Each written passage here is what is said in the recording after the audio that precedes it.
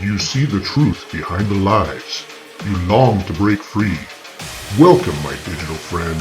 You have come to the collective channel to free your mind. Are you ready to exit the Matrix? Yeah.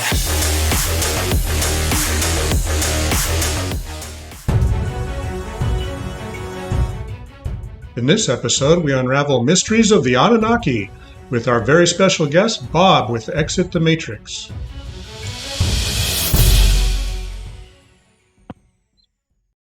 Hi, and welcome to Our Twisted Universe. Today, we're going to be talking with Bob from the wildly popular Facebook page, Exit the Matrix. Hi, Bob. How are you doing? Doing good. How are you guys? Good. So we came across you, and you had a lot of things to say, and we really liked where you were coming from. We were wondering what got you started on this Facebook page, and what is your motivation on that? Well, I started the page about 5 years ago. To be honest, my whole life, I've had a passion for wanting to learn, what is the truth of our existence? Like, why are we here? How were we created? Why were we created?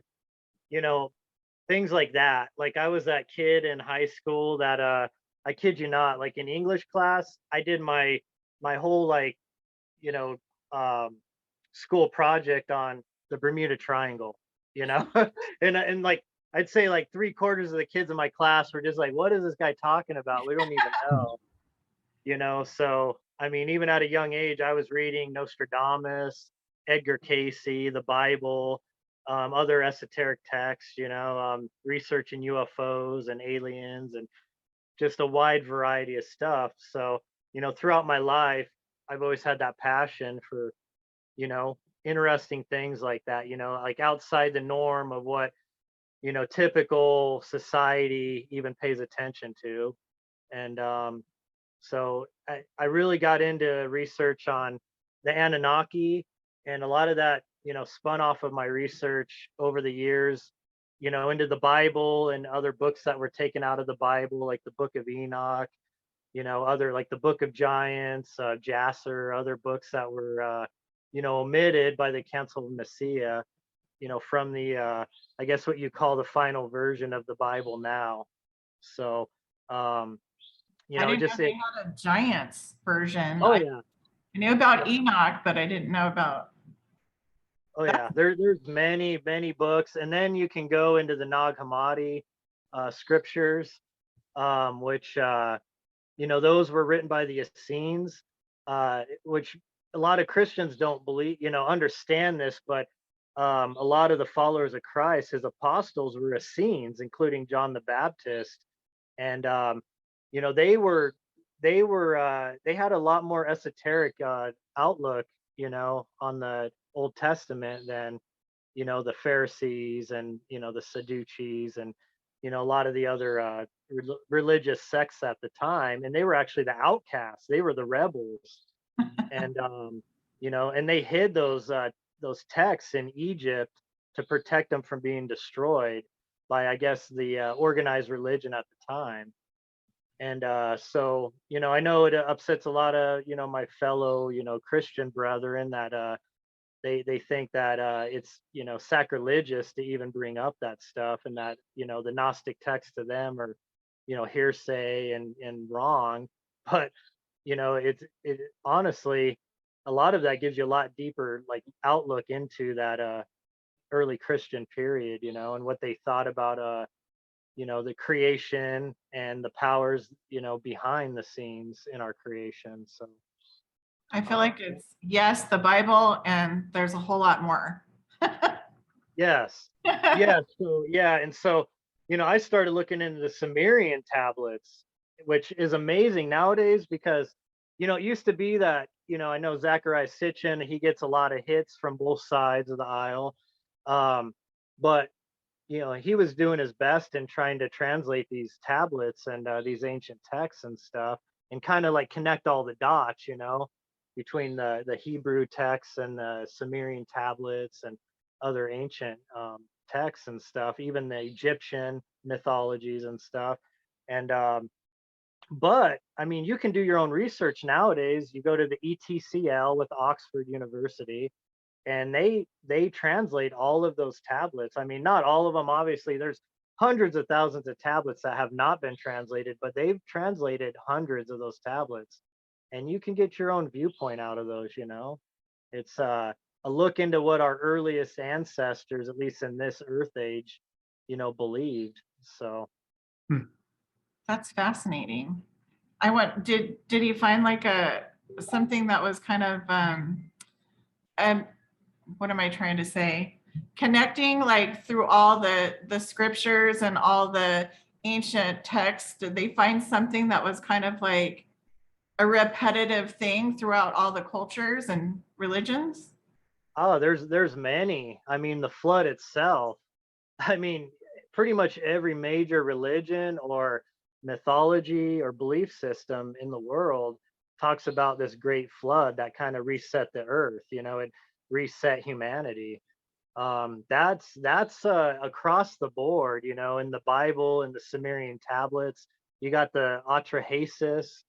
That talks about that. The Epic of Gilgamesh. Um, I mean, just on and on and on. The Egyptians, all those ancient civilizations, talked about that. Even the South American and North American Indian, or Native American peoples, they had those same beliefs too. So, I mean, it was a worldwide thing. And that was just one of them. The creation story itself is very similar across the board too. But it's like we're given like parts of the puzzle, but we have this big giant puzzle that you have a lot of missing pieces. So Yeah. you really, a lot of people, they zero in on one little part of that puzzle and they think they can get the answers there, but you really have to zoom out and look at it from an overhead view, and you have to, kind of connect the dots, to make the best guess at what reality is, or what the truth was. So I that's what I like to do. I like to just take all the pieces and try to connect the dots. So That's blowing my mind. Yeah, it's interesting. There's the flood. There's a bunch, but there's the flood. And when you said that it's across pretty much all cultures, there's also dragons are the same way. I mean, oh there yeah. doesn't appear to be any dragons now, but that's still a common thread. So, Yes, yeah, definitely. I mean, well, when you actually look at a lot of the Sumerian creation myths, Tiamat, was described as this big giant beast. mhm. But at the same time, Tiamat was also the representation of Earth at that, in that ancient period. And it talks about how the Sumerian creation mythology, the way that they explain it was that this Tiamat, was destroyed, that she was torn asunder in half, and that parts of her were strewn out throughout the galaxy, out throughout the universe, Hmm. and that what we like to call the what they call the hammered bracelet is the asteroid belt that we call in our solar system. And they believe that that was part of the original Tiamat of that world, and that you know, at one point Earth was a lot bigger than it is now, and it was broken up when that happened. Hmm. And then when that happened, that also messed up Mars's their atmosphere. I mean, Mars was a livable planet like Earth at one point.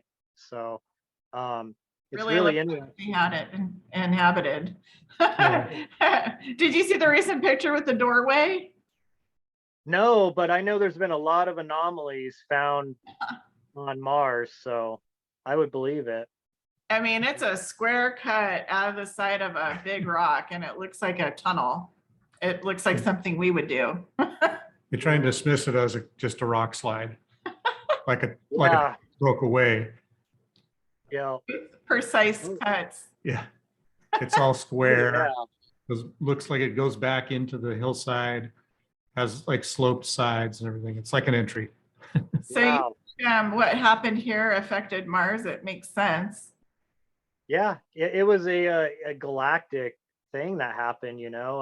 Planets were moved out of their orbits, In fact, a lot of people talk about at one point that Saturn was the original sun, and that of course, there's old Saturn worship and everything now, and you got that it escapes my mind, what that geometric shape is on like the pole of Saturn, but it's mind blowing when you think about it. I mean, that you Yeah. look at they believe in the cube of Saturn and all that, and you look at Mecca where they walk around the black box, the black cube, and Yeah. it's got that rock that that fell to Earth.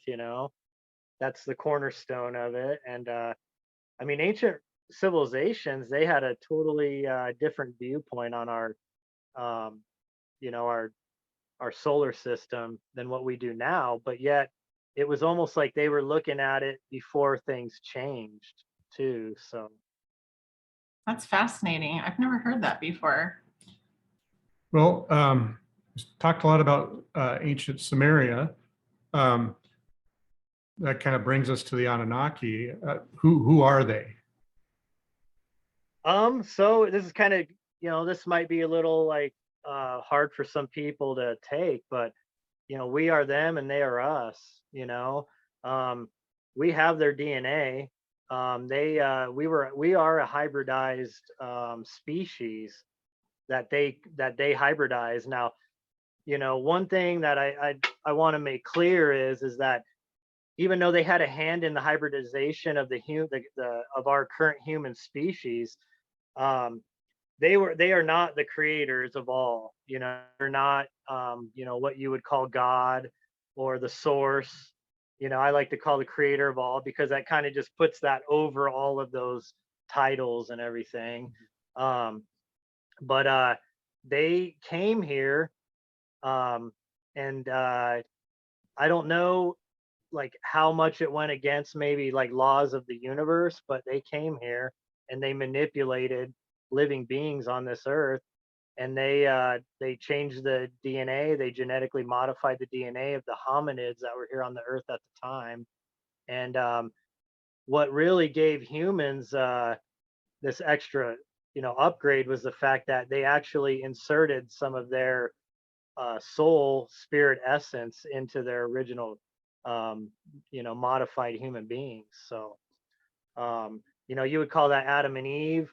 If you actually look at Genesis, you can go right to the King James version. It says, come, let us make man in our image after our likeness. And theologians, they'll try to say, well, that meant, God and, the Trinity version, in his multiple forms. Mhm. But these gods that actually came here, they were these, I guess the Bible would call them the fallen angels. But the Sumerians called them the Anuna gods or the Anunnaki. And in fact, Anunnaki even means, from heaven to earth they came, can mean the princely seed, which also has a lot, of connotation in that involved too. But I hope that kind of explained that a little bit to you guys. It Yeah. reminds me of Prometheus. Yeah, the movie. Yeah. Yeah, yeah. I mean, Hollywood, they've had the inside track on a lot of this information for a while. I don't know. I don't like to use the term Illuminati, but let's just use it for the fact that it's a easy term to kind of an umbrella term that we can kind of put these people all under, that kind of rule our world and run our world, that run this matrix that we find ourselves in. But Worshippers of I mean, Saturn. they believe that they have to give us bits of information. It's because it's part of that law of the universe. They think they're following they believe it's balancing out karma. They can give you some lies, but they can give you some truth too. They have to balance out the lies with truth. But the way that they give us the truth is not straightforward. They like to just give it to us in little bits and pieces through their systems, which is the media, movies, all of those systems of control over society. That's how they kind of feed that to us. And then they believe that, well, we're good now because, hey, we give you guys little bits of truth here and there. Now it's up to you guys to figure out what the truth is and what the lies are. And And most people, just believe the lies and march forward, So, I- and that goes right over their heads. Yeah. I get that. Doesn't look like they pulled the wool over your eyes too much. No, I mean, you gotta, you, once you kind of pull yourself to the outside looking in, it's a little easier to see the game. And most people, it's very easy to get like into a tunnel vision. You live your life and you're paying your bills, you're working hard, you're taking care of your family, you're just trying to survive. Yeah. So they build this illusion around people, that's what I like to call the matrix. And it keeps people in line, and essentially they're harvesting our energy. That's what these people do, these beings. I actually, the ones behind the scene are truly energetic beings. The Gnostics call them the archons, Christians call them the demons or the Nephilim spirits. The Muslims call them the jinn. So they go by different names, but there truly are energetic beings that harvest our energy. And I mean, all you got to do is just think about what you do every day, right? Like, think about it. You sleep, you get recharged. You go to work in the morning, you give all this energy, you work anywhere, most people anywhere from 8 to 12 hours a day. Yeah. By the time at the end of the day, you are drained like a battery, right? Yep. You eat, that gives you a little sustenance, you go back to sleep, you get recharged, and you keep doing the same thing over and over. And you're building their world. You're just a cog in their system. And so that in the movie The Matrix, that's why they use that analogy that people sleeping in pods, and the computers, the machines, we're just using them as batteries, human beings. Essentially that's what this reality is. I mean, at least that's how we're used in this reality.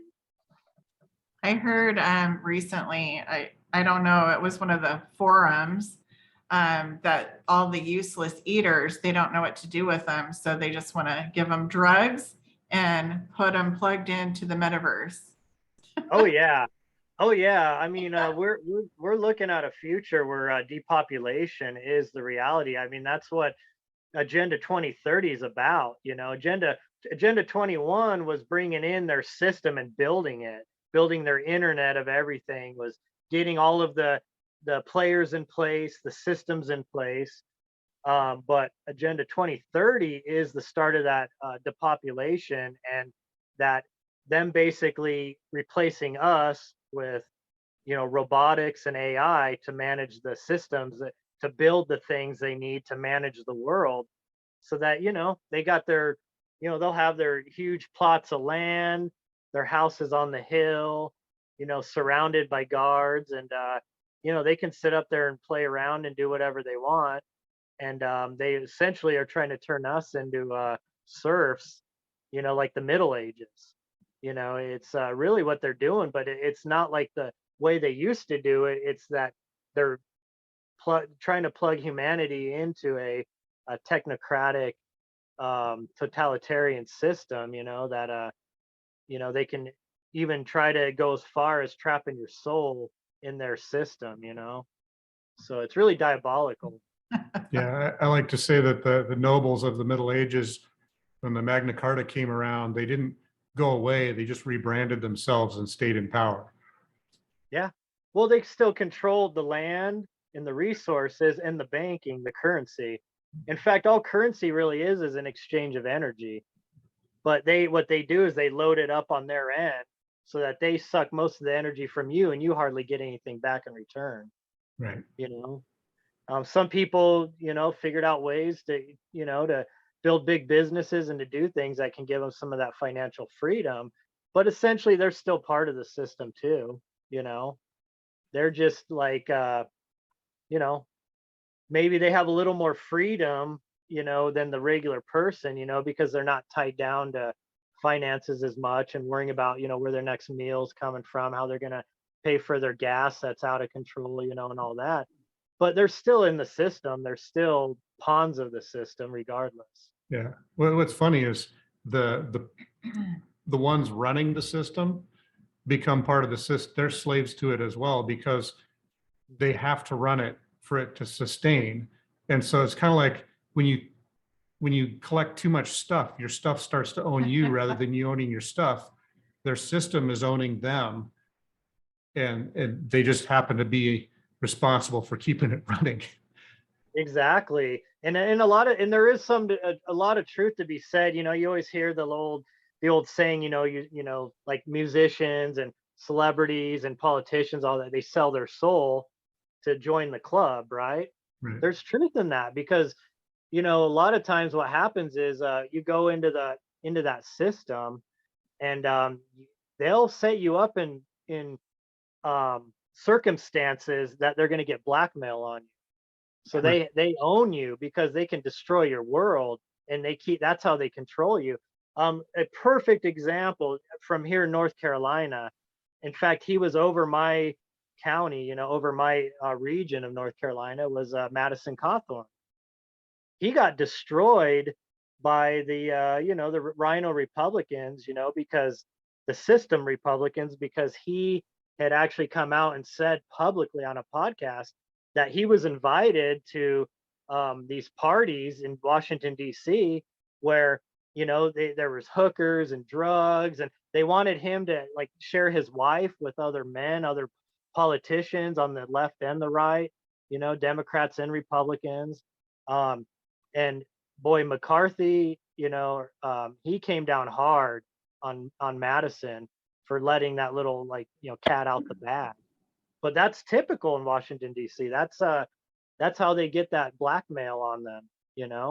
You bring them to a party, you get them to do something a little messed up on some drugs, you get them to do some with that they would that could haunt them for the rest of their lives, and that Like you go can to islands. over them. Yep, leverage. Oh Yeah. my So gosh. there's Yeah. a reason why they call it a criminal enterprise in Washington D.C. Very similar to what the mob does, to other gangs and mafias throughout the world, but it's just more sophisticated, and they play at a higher level, but they're criminals, psychopaths. Oh my gosh, that's crazy. I don't know how many of our viewers really have done the deep dive on that, but Yeah. the more you dig, the deeper the hole goes. Yeah. It For- is, Almost. yeah. Yeah. You, Back you, to, oh, go ahead. I was going to say back to the Anunnaki. Yeah. I had a question. Did you say they were angels or from angels?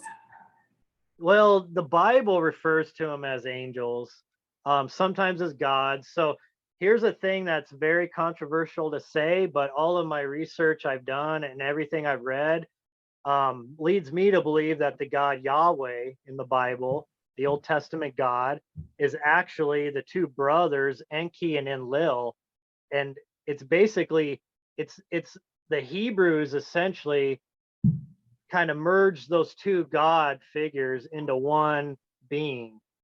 If you look at the Old Testament, you see a lot of weird shifts in the way that this God operates, and the way that this God speaks and works with with his chosen race. Mhm. I mean, it's like you make one mistake, you're getting, you're not just you, but your kids are going to be under a curse. I've heard that. Just just bringing them up out of Egypt, and conquering the Canaanites and the Philistines and all of those other civilizations that were in Mesopotamia at the time. It was just it was about war, destruction, kill every man, woman, child, animal.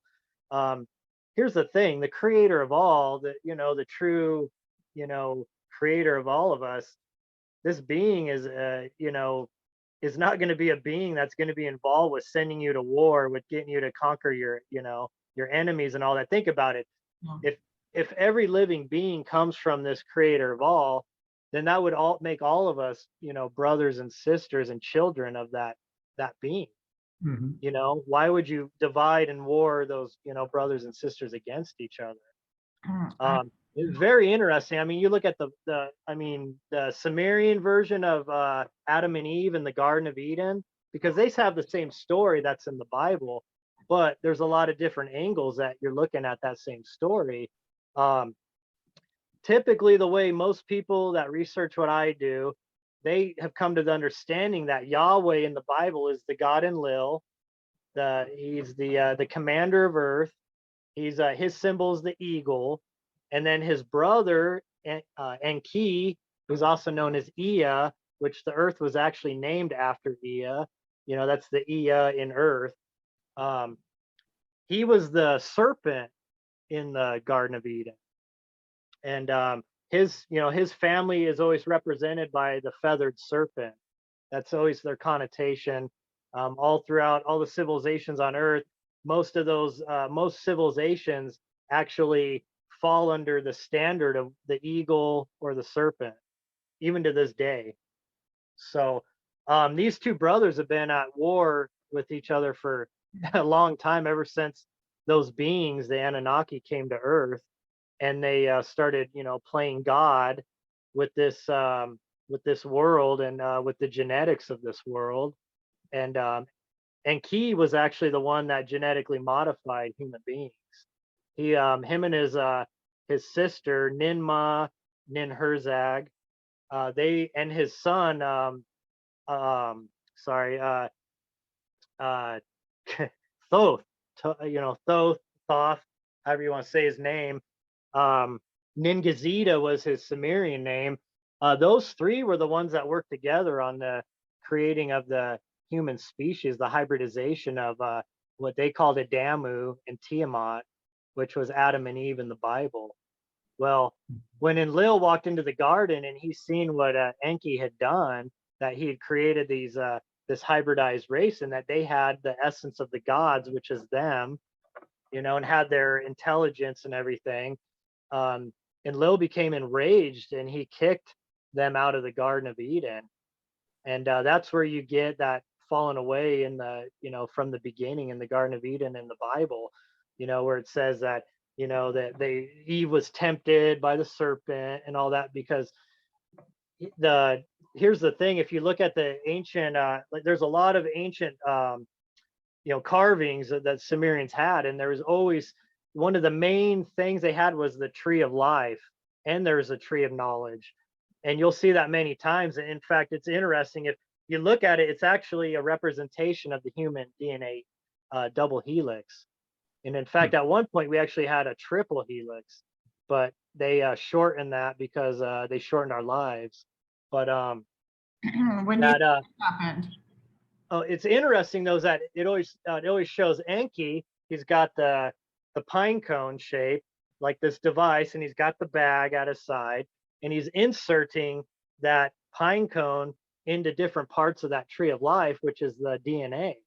I mean, they tried to depict our creation in a simplistic way, like in a symbolic way, but we've lost that understanding, to this day. Humanity has, and but it's very simple when you look at the pictures of it, that they carved in stone, and you can tell that. And as you guys are probably aware, because I watched some of your videos, I know you guys have a very strong esoteric, understandings. That pine cone, right, represents the pineal gland. Well, that pineal gland is in the middle of your brain. In fact, that's the seat of your soul. That's where your soul connects into this third dimensional construct that we call, this existence. And, so they, back then they weren't just manipulating our DNA, but they were figuring out how to insert souls into this reality, because you can't just create a soulless clone or a soulless like avatar. Right. It won't do anything. They realized that you had to give it the essence of life, which is that energy, that essence from the creator of all. And that was a big, I mean, that's why in the Bible it comes down so hard on the fallen angels, because they came and they manipulated, and they did, all of this stuff on the earth. They had in the book of Enoch, it explains how they manipulated the DNA of animals, plants, human beings. Pretty much every living thing was corrupted on the earth. And what that really meant was that they genetically modified. They were playing God when they really didn't have the right to do that. you know. But perhaps they did. Perhaps it was all part of the grand plan, you know. For this existence, Yeah. right? Sorry, I know I kind of like went. No, it's mind blowing to hear it. It's fascinating. I'm trying to keep up with you because I mean, I'm going a mile a minute there thinking about all the crazy ideas. And I apologize, and I apologize to your listeners. I do have a problem with that. I start to run with it, and I have to, stop and kind of reframe everything because I realize that, for me, it's easy to like kind of run through all that stuff, but for a lot of people, that's very confusing and it's very mind blowing, and it's hard to like absorb that information. It's So the first time I've ever heard it. I knew a thing or two, but literally a thing or two. This is yeah, I mean, it's fascinating. I mean, it's all written in the stone. It's in those Sumerian tablets, and it's in the Bible. It's in the Book of Enoch. It's in the Nag Hammadi scriptures. It's in the Egyptian mythologies, the Greek mythologies. I mean, there's all of these ancient mythologies that they call mythologies are actually all the same stories, just from different perspectives. Mhm. The beings are all the same. Like I mentioned Ningazida earlier. In fact, there's this very famous vase, this ancient Sumerian vase that has Ningazida on it, and it's really interesting. He's portrayed as a snake, and he's in the DNA, design. And this is on a vase that's like 5,000 years old or so, and because he had a hand in that, and he's also the Egyptian god Thoth. I don't know if you guys have read the Emerald Tablets of Thoth before.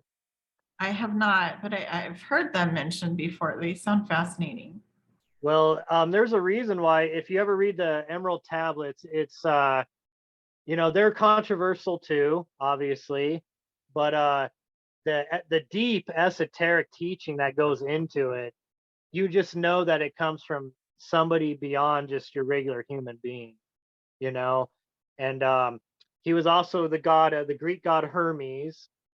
So the same god, this same Anunnaki, Anuna god, has been spoken about and represented in all these ancient mythologies and religions. I mean, I could go on and on about who Enki is, who Enlil is. Enlil would be like Zeus. Enki was Poseidon because he was also the god of waters, living waters. There's ancient depictions of Enki where he's standing there and you got water flowing over him with fish and stuff, because that was one of his representations. Was the god of waters, of the abyss, in fact. So you got other players and a lot other Anunnaki. Here's one that is controversial, but it speaks to what our current world religious, like one of the major viewpoints in this world is one of the sons of Enlil was Nanar Sin, and his representation is always the crescent moon. Well, Nanar Sin is who the Muslims call Allah, Allah. And you notice how they always have the crescent moon as their symbol. Well, they're worshiping one of those Anunnaki Sumerian gods, Nanar Sin. That's who they're worshiping. He was the god over that part of Mesopotamia where Muhammad started, where the belief in Allah came from. I mean, these gods have had their hands in our belief systems and in the control of this world for thousands of years. It's just that at some point they pulled back, and they were actually forced to pull back and allow human beings to basically have control over the earth, which unfortunately they didn't completely give us that control. They left their agents in positions to run everything. They have their half children, their half human children that were running, all these civilizations that were the kings and queens. Is that the 13 bloodlines? Yeah. I mean, Gilgamesh is a perfect example. In the Epic of Gilgamesh, it explains how he's 1/3 god and 2/3 human. His mother was one of the Anunnaki, And so he was one of these hybridized beings. If you've ever seen depictions of Gilgamesh, you'll notice that he's holding a lion in his arms like it's a kitty cat, you know? So he had a larger stature than the regular human being. He was very powerful, and he was the ruler of Ur, which was one of the original human cities on Earth.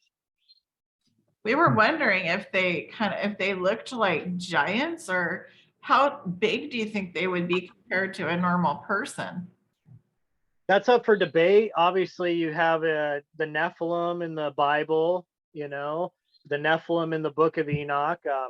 I mean, there's the Book of Giants talks about like King Og was one of the Philistine like rulers. He was supposed to be like 14 feet tall or something. I mean, it talks about how big his bed was. You look in the Bible, it actually explains how big some of these Nephilims like beds were. Well, I just want people to understand that, the Nephilim, what they are was they were a further hybrid of the human and Anunnaki species. We are hybridized from that species, but we only have a certain amount of that DNA. Whereas the Anunnaki later on, they actually slept with human women, and it wanted, and they further genetically, like through blood, altered, that's where the Nephilim came from.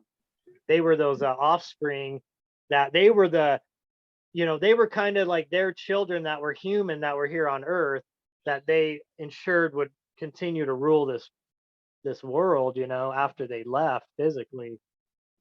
And those bloodlines are still here to this day. Behind the scenes, they run the money, they are the monarchies. They a lot of times they're called the blue bloods.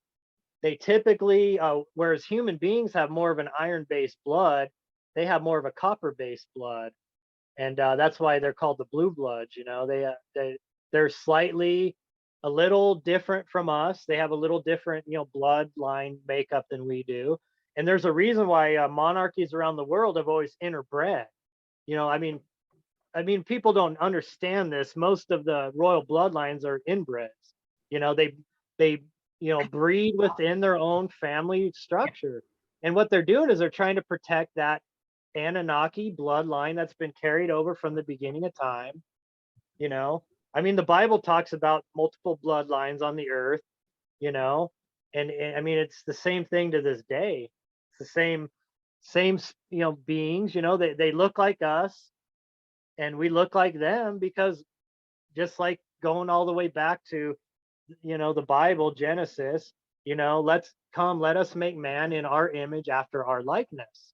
So it's not like these gods look like, crazy reptilians, or they look like some weird, tall, different type of being. Now, possibly in the universe, there are other species like that, but the Anunnaki, we got our likeness after them, and they look like us. If they were here on Earth right now, we might just think they're super beautiful, tall human beings. We wouldn't know that they're gods, or that they're. And when I say gods, just let me, clarify. That's small g gods. The God. Exactly. Yeah. Yeah. Interesting that you mentioned the whole thing around the monarchies, excuse me, and blue bloods. I've been thinking about that the last couple of days, that might be kind of leading up to this conversation, but that was a thing. And that they are a protected bloodline because of that, that they're not entirely the same as our strain. Yeah. Yeah. 100%. In fact, if you really want to blow your mind, if you want to think I'm, kind of just look a little deeper into where my mind's going with this, look at the Jubilee that they just did for Queen Elizabeth. Mm-hmm. Watch the video on that. I mean, there's literally a tree with DNA going through it, or there's a tree with purple lights and red, because purple is the color that denotes royalty. Right. And then red, is blood. I mean, you can't make this stuff up. And then from this tree where they're doing the ceremony, there's the double helix shooting away from the tree and into other, like, esoteric, like, symbols and other stuff. I mean, you can't make this up. I mean, see, what people don't realize is what these people do, what these beings do, is they're doing spells, they're doing ceremonies. Like Mhm. what we consider a ceremony or a spectacle to them is a spell. And that's one of the ways that they control and enthrall human beings, mesmerize. And they People do it to us all the time. get it. Like I bought the Lady Gaga, I forgot what it was called. It was the perfume years ago. Loved Lady Gaga, not anymore. But I bought the perfume and I put it on. I just couldn't wear it. I did not use it at all. And I found out later that it had semen and her blood formulated. And they put that in there. And I'm not kidding. Anybody can look it up. Her perfume had that, and I'm like, that's spirit cooking. Oh yeah. Oh What yeah. that's doing to people. 100%. I mean, you can. I mean, Hollywood and musicians are. I mean, they're bought and paid. They sell their souls. It's a blood pact that they make to join the club, but there's a price to pay. Most of your female artists are high level witches. And I'm not saying anything bad about witches. I want people to understand that there's your Wiccan witches, like white magic witches and all that, pagan witches. These people are cultist witches. They're doing, it's coming from a darker, standpoint, and they do spells on us all the time. And the males, a lot of your male musicians are warlocks. And I mean, it's very interesting. I mean, without naming particular names, because I don't want to get in trouble. And don't get me wrong, I like some of these people's music, but there's a certain rapper I'm thinking of right now. In his lyrics, he has a song, and he literally says, "Let me go down to the basement, put my black robe on, and put my hands on the globe." I mean, I mean, they just tell you, I mean, there's a look at certain female musicians that have come out doing Super Bowl,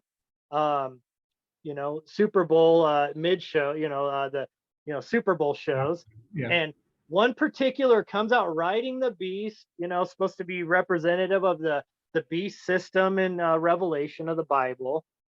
And she's dressed as the whore of Babylon. I mean, these people, they do this to us all the time. We just don't realize it. People don't realize that they're in that part of that spell. I mean, stadiums are actually designed in a way to harness that energy, to harness people's emotions and energy. And here you got they're witches and they're warlocks. They go in the middle of these stadiums and they do these spells on everybody. And everybody's in this stadium that as they're doing the spell on them, they're they're getting excited. They got, oh my God, my favorite hero, my favorite singer, and all this emotions flowing out of them and all this energy, and all that energy is getting sucked up. They're being harvested. Don't get me wrong, I love football. I do, but I understand what it is too. Anymore. It's know? interesting. All this stuff comes from the Anunnaki, like in a roundabout way, but it all kind of stems from that. Oh And- yeah, that's why on my page I just recently posted, you have to understand the past to understand the present. And a lot of my followers, they're still kind of come along at different levels. And I know that if I post this video on my page, I'm probably going to catch some slack, but I think a lot of people will agree, or it'll open up some minds too. I get a lot of strong followers from the far right on my page, but they don't understand that religion is actually part of the control system too. And even though a lot of their beliefs are actually in line with the truth, they don't realize that they're being manipulated also, and they're not given the full truth. There's this Italian linguist. His name is Mario Biglino, and I may have ruined his name, and I'm sorry, Mario, if I said your name wrong. But he was working for the Vatican for many years, and he was going and looking at original like Hebrew text, Jewish texts, and he was translating them into Latin and into other languages, European languages and stuff. And he started looking at these ancient texts, and he started realizing like there's way more to the story than what they're letting on. And as soon as he started kind of stepping out of line and questioning things and posting about things, he, obviously got kicked out of that, he was not allowed to do what he was doing anymore. And he didn't have that access anymore to all those ancient texts and scrolls and everything that the Vatican controls. They have quite a stockpile of them. Yeah. Yeah. Just frequency tones. They used to use that in church, the solfeggio. Am I saying that right? Solfeggio. Yeah, they used to use those to heal people when they went to church. And then somebody got wanted more of the power, so they took it away so that they'd have to go to the man to get healed. Obviously, that probably didn't work as well. Oh yeah, I mean that's a whole nother rabbit hole. Yeah. Yep. I mean, music, tones, speaking, resonance, sound resonance. Oh yeah, that's a whole nother deep like rabbit hole to go down, and how they manipulate us further. Yeah, for sure. I think we're gonna have some more conversations later down on the road. Yeah, definitely. I'm enjoying it. Like, you guys have made it so easy on me. Thank you. I'm like so at ease with you guys. I was so nervous today, I gotta admit, but I took a swim earlier. I had a beer, I just tried to relax, and but you guys have made it very easy to, like, speak freely and openly with you guys. And I feel like a lot of what I want to say is coming out pretty easily. So well, we enjoyed speaking with you today. It's been really incredible. I mean, you've given us so much information and things that I've never heard or considered. So I think we'll have to do some of our research. Yeah, some more deep dives. And I feel like we need to have you back because you're a wealth of information for sure. yeah, I mean, I'm not a like professional archaeologist or a linguist or a researcher, as far as what academia would like say. I'm just a regular guy that's just trying to make sense of this world. And I've just read and studied a lot in my life. And I've gone into like so many like corners of stuff that you start actually finding the more you research and study, even if like you're going down this path and you're going down that path, you start to find they all start to connect. There's a giant web, that starts to build, or that puzzle piece starts to fill in a little more, You become a researcher just by your interests. I don't think you should diminish your accomplishments. Yeah. Well, I do appreciate that, like I said, I'm just humble. I'm just, I just want other people to have a passion for looking outside the box, for stepping outside their reality just a little, to like look outside of it. And I think too many people are in that cube, and it's hard to get out of that cube. And, because what they want, the world controllers, is they want obedience and they want people asleep, essentially walking zombies. And all you got to do is just go, your daily life every day, you realize that most people are walking zombies. It don't matter if they file into their local church every Sunday. Yeah. It don't matter if they are, some, far left greenie, environmentalists. I mean, both of these, people, they have like some truth, but they're so locked in the boxes that they live in that they don't realize that they're missing so much of what's out there. They want an easy button life. It's easy to become complacent and fall into a routine and just coast. And if you ask questions, you disrupt your seemingly peaceful life because some things you might not want to hear, but you grow because of them. You need to ask those questions because you may not like the truth, but the truth is the only thing that we should be seeking. Yeah. And, two things, if you guys don't mind, we close out. I wanted to mention, these two brothers, Enlil and Enki, and their father's Anu. That's supposed to be like the top level of the Anuna hierarchy. Well, I mentioned earlier that the one is the feathered serpent and the other one is the eagle. Well, it's interesting, I mentioned earlier how there's these conflicts around the earth and how these two families still have a hand in these conflicts. Well, a perfect example, I posted something today, or maybe it was yesterday on my page about, the capital of Aztecs and how when the Spanish came, that they destroyed their capital. I'm not even going to try to say the name, but you know what I'm talking about, Tianaquanon, or I can never say it. You get what I'm saying, though. Capital of the Aztec Empire. Well, as you guys probably are aware of, that their god, Kulkan, Quetzalcoatl, was a feathered serpent. Right. Well, Enki and his family, they went to South America and North America, and they taught the native tribes of the North and South, a lot of teachings about the universe and esoteric things. And that's why you had a rise in technology and, the Incans and the Mayans and Aztecs. The North American Indians are very spiritual, they believe in the gods and all this stuff. But even within the North American tribes, you'll actually find more of an influence of Enlil, because they tend to go towards the eagle, where the Southern tribes went towards the feathered serpent. But what's interesting is when the Spanish conquered the Aztecs, it was like that brother's armies overcame the armies of the other brother. And you look at the Mexican flag to this day, what does it have?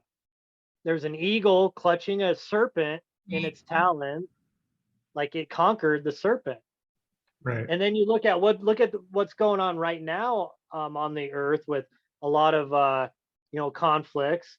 You look at there's becoming a soon battle, more likely, or at least a major conflict between the armies of the East, the Chinese. Well, who's the Chinese represented by? The dragon, the serpent, the dragon, same thing. See, they have their New Year festivals and all that. They have this long dragon that looks like a snake with wings. And I mean, that's, like I said, it's a feathered in serpent. America's, in the Western world, are represented by typically the eagle, So, I mean, so these wars of the gods are still playing out today. That is a trip. I didn't even think about that. I have plenty of homework lessons to work on now for this. We're gonna But one thing, if you guys don't mind, like I want to leave everybody with like hope and with a sense of peace too, because I don't want all this to sound totally negative. But let's be real. When you get into this stuff, you have to go deep into darkness. Yeah. But you become that light in the darkness, and the darkness can't extinguish your light. But I do believe there is an awakening happening on the earth, and little numbers of people are starting to wake up, and they're trying to stop that. They're trying to control. Why do you think they're trying to control speech so much? And they're trying to propagandize harder than ever, because they're losing control of their narrative. And good people. so well, we are fragments, we are fractals, we are directly connected on the spirit level to the creator of all. Yes. So don't be afraid. I mean, we're only partly residing in this dimension. This is not reality. We think it's reality. This is just, I mean, what you think is reality is just what your senses of this human body, this avatar, is feeding you back electrical signals, telling you, you're feeling, what you're hearing, what you're smelling. None of that's even real. It's an illusion. It's a sliver of the full reality. Exactly. So, I mean, our spirits, our souls, whatever you want to call it, resides outside of this too. We're connect. Like, think of the human avatar is like the space suit, that allows us to go into this space, that allows us to connect into this space, so that we can experience third dimensional reality, matter reality. But essentially, it's sort of an illusion, you know. I, I I go back and forth on simulation. I believe some is theory and some of it don't, but we are bigger and we are more powerful than what we think we are, you know. And I don't think we've tapped into our full potential, that's for sure. no, they like mentioned earlier, they cut our DNA down. We actually were supposed to have 3 strains of DNA, but they went and they fused our telomeres together so that they cut us down to just 2 strains of DNA. They limit our age. I mean, there's a reason why in the Bible and the Sumerian tablets and everything, why humans lived a lot longer back then, you know, but they tinkered with us because we were becoming too big for our pan and they were worried about that. So That's crazy. Maybe becoming a little too much like them.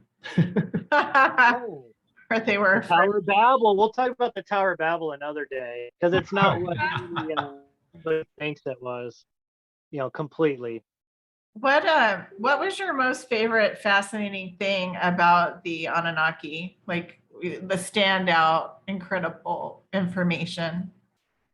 Well, honestly, when I'm looking at those ancient depictions in stone of the DNA of the tree of life, of the tree of knowledge, of Enki holding the pine cone and plugging it into the DNA, the tree of life, of Ninhursag, his sister that helped him hybridize humans, of her holding Adamu on Adapa is another name for Adam. It depends, you know, Akkadian, Sumerian, Babylonian, they all have different names, but of her literally holding up Adam on her lap, and of the other Anunnaki, the other physicians that were working with her, of holding clay jars and everything that they were taking essence out of. You know, I mean, they tried to break it down in a very simple form for us. And when you start to really look at that, I mean, look at the god Ahura Mazda, which is actually the god Enlil. You know, that's the one that the Zoroastrians worship. I mean, he's sitting in a flying machine, flying over humans. You know, it's got the wings of the eagle once again. That's, you know, Enlil's symbol is, you know, that's what he's always represented of. And here you have this being flying over, watching over the humans being led by chain underneath him by other bigger, slightly bigger beings, you know. So That's I ringing mean, a you just bell. start looking at all that. It's just mind blowing, and you can't, once you see that, you can't not unsee it. Yeah, well, like the symbolism in modern culture. We say that all the time. Once you see the symbolism and learn to once you've recognized it, it's always there. You can never miss it. And we found it kind of takes away, like Yeah. to go see a movie. I used to watch movies and pick apart the special effects. Now I just see the symbolism and it's like disappointing to go What's to the the movie. hidden message? The story is just gone. Yeah. And all I Yeah. have is these symbols to try and make sense of. And to be fair to some of the Hollywood producers, there are some good guys. You know, Sure. there's always good guys. There's always, you know, it's not all bad guys that do there's people that get into the system, but they're good and they realize and they try to figure out ways to work, you know, to tell us truth around the lies and you know, like Stanley Kubrick's a perfect example. Eyes Wide Shut. You Yeah. know, we all know the you know, those of us that have researched into it, Yeah. not just the movie itself, we understand what was taken out of the movie and we understand what happened to him. That, you know, that conspiracy theory, you know. And but you look at all his movies, I mean, and what he was trying to sneak out there and let us know, you know, Yeah. they do. I mean, Like the some of lunar them do landing. try to give us some of that truth. You've heard about the Stanley Kubrick and the lunar landing. Oh yeah, oh yeah. Yeah. I don't know where to go with all that because know. part of me, like wants to believe in the you know, this you know, secret space program. And then Yeah. part of me is like, well, would they actually allow us to leave Earth? You know? And then I don't know if you guys have ever watched any of Billy Carson's stuff. He's somebody that I've actually learned a lot about the Anunnaki, the Emerald Tablets from. He's an amazing guy. He's on Ancient Aliens sometimes. He just put out a movie called The Black Knight. It's about the Black Knight satellite, and he goes into a lot of like esoteric stuff and talks about the Anunnaki and all that too. Yeah. But yeah, I mean, sometimes you wonder, are we allowed to leave this? Is this truly a prison planet? And maybe that's the thing. Maybe they try to keep our souls here or part of our essence trapped here into like a reincarnation cycle. And maybe we're not allowed to leave it. I don't know, but maybe we do. Maybe there are secret space programs and we already have the ability to fly to other, planets and other dimensions and other things, I don't know. Or That's maybe a they, whole nother rabbit maybe they hole. We're built, unlikely yeah. to. maybe they built stargates and they're able to, like the movie Stargate, and they can go to these other like planets or these other worlds or dimensions through stargates. Like It- you guys were talking about the door on Mars. Well, you probably looked into the Mayan, the ancient like doorways that go to nowhere that the Mayans built, or sorry, not the Mayans, the Incans built. Possibly those were some kind of gate or something. There was some sort of a hole opened up. I forgot what state. Did you see that? There was like a No. black hole. It looked like a Stargate in the sky, and there was an object there too. I'll have to Wow. dig that up. Yeah, I'll send yeah. it to you. Yeah, it was you saw that on Facebook, wasn't it? Yeah, it's or all over Instagram? the place. I've been Yeah. seeing it everywhere. But those are the places I look. Yeah. I'm looking for Well, anything interesting. Another time we'll talk about CERN and stuff, because that's a whole nother Yes. deep rabbit hole too, We and would that love can to go talk into about like that. some of that. Yep. That would be amazing. So I know that a lot of our listeners are going to want to get in contact with you. What's the best way to track you down and be connected? Honestly, just right now my main platform. I have a couple other little platforms that I really haven't done much with because they're outside of Facebook and some of the main ones, and I just don't get the reach, or it's not worth my energy to put a lot into it. But Facebook is the main place you'll find me. Just look up Exit the Matrix with capital E, capital T, and capital M, all separate words. And that should take you right to my page. And all you got to do is like and follow the page. And then that way you can start, getting some of the tidbits and information that I put out there. I just wanted to say goodbye and thank you so much for joining us today. We really enjoyed having you on our show, and we hope that everybody goes and checks out Exit the Matrix on Facebook. I'm sure Bob's going to be putting out a lot of great content for you. Yeah, it's a wealth of information today. Yes. Thank you very much. Yeah, definitely. Thank you guys for reaching out to me and, just being so awesome and inviting and, and giving me this platform to kind of go into a little more depth than maybe I do typically on my page, because a video, you can just way more information than you can do on some, memes and everything, so. Absolutely. Well, thank you, Bob. We'll talk to you soon. Yeah. Thank you. Guys. Thank you for watching. Come back soon for more great videos on strange and unusual topics, psychics, hauntings, energy healing, UFOs, entities, and other twisted shenanigans. Keep listening for a short clearing prayer.